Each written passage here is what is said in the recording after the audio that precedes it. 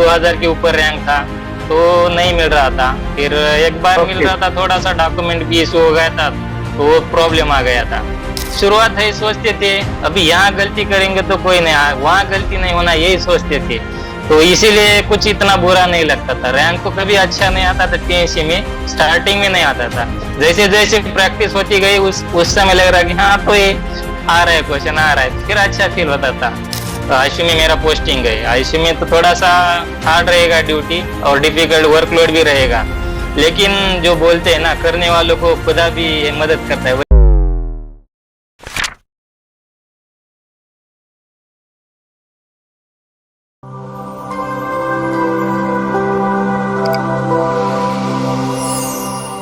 नमस्कार, एक बार फिर से आप सभी साथियों का हार्दिक स्वागत, अभिनंदन टीएनसी के इस ऑनलाइन प्लेटफॉर्म में। Myself Bhojraj Palariya, assistant nursing student AIIMS Patna. एक बार फिर से आप सभी साथियों का हार्दिक स्वागत और करता हूं। आज हमारे साथ एक बहुत ही जबरदस्त रैंकर्स जिन्होंने लिए बहुत ही शानदार सफलता। इनके संघर्ष की कहानी जानकर आपको लगेगा कि यार इतनी बड़ी हार्ड ड्यूटी के बाद किस प्रकार से मेहनत की जाती है, किस प्रकार से घर जाने के लिए, घर के नजदीक जाने के लिए किस प्रकार से मेहनत की जाती है। तो सबसे पहले तो बहुत बहुत बधाई और शुभकामनाएं ऑल इंडिया रैंक 75 अमोल को। Thank you sir, good evening all of you and good evening sir. Myself Wanode Amol Datta, तो आई एम फ्रॉम महाराष्ट्र। मैं जेएनएम कैंडिडेट हूँ सर। मेरा जेएनएम हमारे स्टेट से हुआ है और प्राइवेट कॉलेज से हुआ है। और वो हमारे जेएनएम में तो हमारे मदर टंग में मिक्स में रहेगा, तो मेरे लिए बहुत हार्ड था सर एम्स, मतलब क्योंकि बहुत डिफिकल्ट डिफिकल्ट लेवल होता है। लेकिन मैंने भी ठाम लिया था कि हाँ नर्सिंग ऑफिसर तो बनना ही है सर, तो इसलिए करता रहा। चलो, बहुत और अच्छी बात है। आपने अपना इंट्रोडक्शन बताया कि आपने जीएनएम किया है और जीएनएम के बाद हाँ आपने सर, ठान लिया था कि मुझे तो बस नर्सिंग ऑफिसर बनना है, और बहुत ही जबरदस्त। हाँ आपने जीएनएम कब कंप्लीट कर लिया था? जेएनएम सर 2018 में कंप्लीट हुआ है, लेकिन उसके बाद 2 ईयर एक्सपीरियंस लगता था। तो 2 ईयर प्राइवेट हॉस्पिटल या गवर्नमेंट हॉस्पिटल में काम किया हमारे स्टेट गवर्नमेंट में। तो उसके बाद एक्सपीरियंस कंप्लीट होने के बाद फिर 2020 वाली वैकेंसी आई थी। फिर उसमें तो ये भी पता नहीं था कि नॉर्थ सेट क्या है, उसको तो गूगल पे सर्च करना पड़ेगा कि नॉर्थ सेट का फुल फॉर्म क्या है। तो उसके बाद पढ़ाई पढ़ाई अच्छे से किया। फिर तब टारगेट हाई पड़ता सर, बाकी कुछ मुझे पता नहीं था। टारगेट हाई से पता था, उस टाइम थोड़ा सा इजी पेपर था और ज्यादा बच्चों को पता नहीं था, और मैं थोड़ा कंटिन्यू पढ़ाई से था और प्रैक्टिकल भी अच्छा था। आईसीयू ड्यूटी थी पर प्राइवेट में भी, तो उससे मेरा फायदा हुआ कि प्रैक्टिकल नॉलेज बस थोड़ा बहुत, टारगेट हाई से बहुत फायदा हुआ था उस टाइम, और ज्यादा इमेजेस आई थी। तो उस टाइम मेरा 2000 प्लस 100 के समथिंग रैंक था, फिर सिलेक्शन हुआ था। और ओके, उससे मुझे 2020 ओएमसी की बात बता भुवनेश्वर। रहे हैं कि जिसमें सबसे ज्यादा इमेजेस बेस आई थी, और उस समय आपका हाँ प्रैक्टिकल नॉलेज ज्यादा था। और उस समय बहुत हाँ सारे बच्चे प्रैक्टिकल नॉलेज के साथ दिमाग वाले थे, उन्होंने बहुत ही जबरदस्त उस समय सिलेक्शंस लिए थे। उस समय आपका सिलेक्शन हाँ। कौन से में हुआ? तो उस समय सर मेरा एम्स भुवनेश्वर में हुआ था। ओके, फिर और प्रॉपर रहने वाले हैं आप नागपुर के, और आपका सिलेक्शन हो गया भुवनेश्वर एम्स में। हाँ, प्रॉपर नागपुर के नहीं सर, नागपुर तो हमारे नजदीक आता है। हम वो औरंगाबाद के नजदीक हमारा डिस्ट्रिक्ट है, वहां से रहने वाले हैं। नांदेड़ है हमारा डिस्ट्रिक्ट। फिर नजदीक हमारे स्टेट का है नागपुर, और नजदीक भी आता है सर, 300 किलोमीटर के ओके, आसपास है हमारे घर से। मतलब आपके नजदीक में नागपुर एम्स आता है, और हाँ आपको सर। घर से अगर एम्स की बात करें तो बहुत ही दूर वाले एम्स में पटक दिया कि यार करे तो हाँ करे सर। क्या।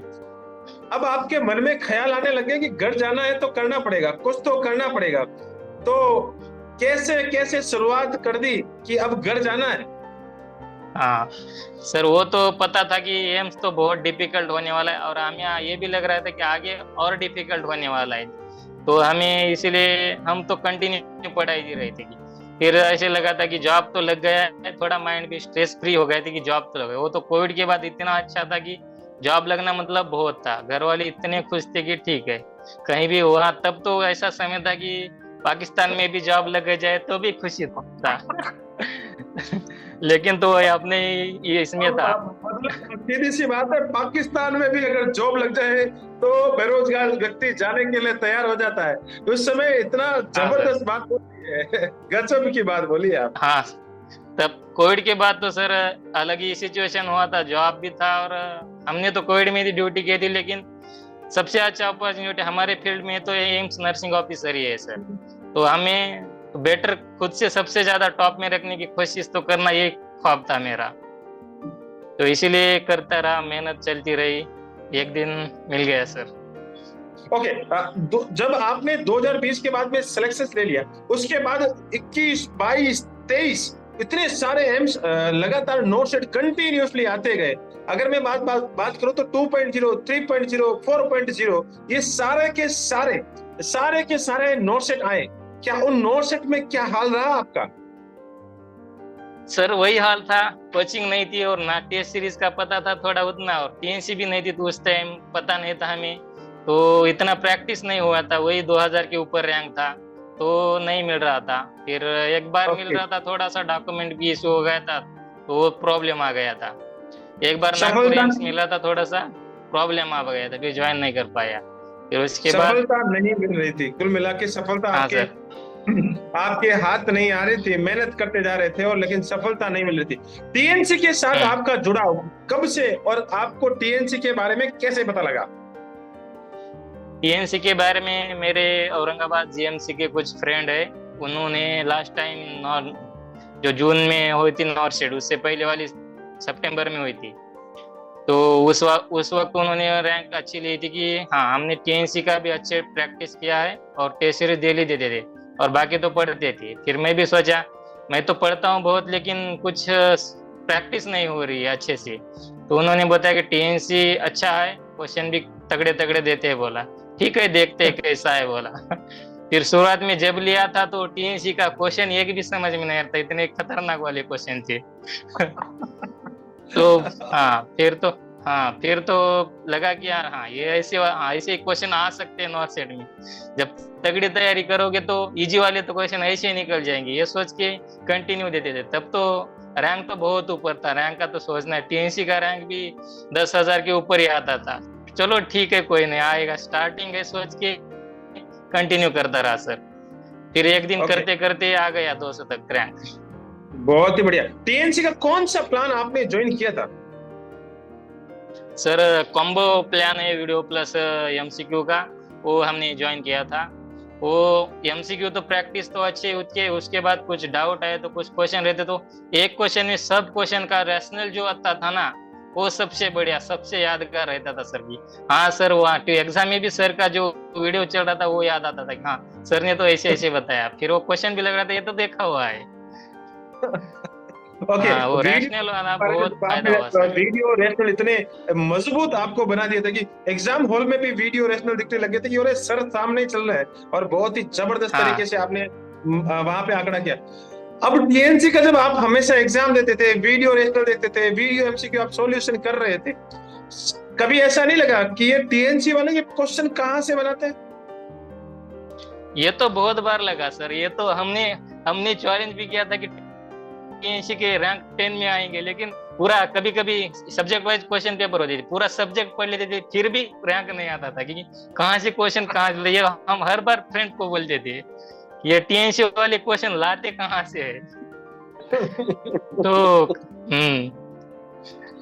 तो फिर आप जाके सर्च नहीं करते थे कि यार ये क्वेश्चन आया तो आया कहाँ से?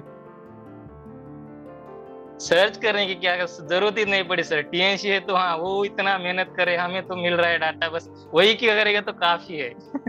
इसलिए सर्च करने की कोशिश नहीं करी। हाँ सर। बिल्कुल, आपने सोच लिया कि भैया टीएनसी वाले आप लोग मेहनत करो, आप हमारे लिए क्वेश्चन लेके आओ, हम तो बस पढ़ लेंगे, हाँ पका पकाया चीज हमें मिलेगा और हम जाके एग्जाम में 6 लगा के आएंगे। वैसा ही हाँ। आपने किया और बहुत ही जबरदस्त तरीके से। कभी कभी टीएनसी में अच्छा रैंक नहीं आता था, पीछे रैंक आता था, तो कैसा फीलिंग आता था? फीलिंग तो सर शुरुआत है सोचते थे अभी यहाँ गलती करेंगे तो कोई नहीं, वहां गलती नहीं होना यही सोचते थे, तो इसीलिए कुछ इतना बुरा नहीं लगता था। रैंक तो कभी अच्छा नहीं आता था टीएनसी में, स्टार्टिंग में नहीं आता था, जैसे जैसे प्रैक्टिस होती गई उस समय लग रहा कि हाँ तो ये आ रहा है क्वेश्चन आ रहा है, फिर अच्छा फील होता था। तो हम एक दो चार लोग थे, सब मिलके टीएनसी को देते थे और डिस्कशन करते थे बाद में। बहुत बहुत धन्यवाद। अपना एक दोस्तों का हम्म। ग्रुप बना लिया और उसी के साथ आप लगातार मेहनत कर रहे थे और मेहनत के साथ हाँ आप सर। कंटिन्यूअसली कर रहे थे। अब मैं आपसे पूछना हम्म। चाहता हूँ कि ये ड्यूटी के साथ बहुत ही बड़ा टास्क होता है। एक एम्स की ड्यूटी बहुत ही हार्ड ड्यूटी होती है। वार्ड में भी इतना काम रहता है, आईसीयू में काम रहता है। अगर जहां पे भी आप कहीं पे भी आप ड्यूटी कर रहे हैं तो वहां पे बहुत ही वर्कलोड रहता है। उस वर्कलोड में 6 घंटे की ड्यूटी करना, मॉर्निंग भी होती है, इवनिंग भी होती है, नाइट ड्यूटी भी होती है, क्योंकि हम लोग एम्स में खुद काम करते हैं तो हमें पता होता है कि कितना नर्सिंग ऑफिसर पे प्रेशर भी रहता है। तो उस प्रेशर को हम्म। हैंडल कैसे किया, साथ ही साथ आपने अपनी पढ़ाई को भी कंटिन्यूअसली किया, इन दोनों के बीच में जो तालमेल बिठाया उसको थोड़ा सा यहाँ पे डिस्क्रिप्शन दे।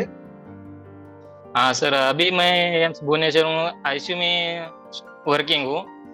आईसीयू में मेरा पोस्टिंग है। आईसीयू में तो थोड़ा सा हार्ड रहेगा ड्यूटी और डिफिकल्ट वर्कलोड भी रहेगा, लेकिन जो बोलते हैं ना, करने वालों को खुदा भी मदद करता है। वैसे जो हमारे साथ वाले जो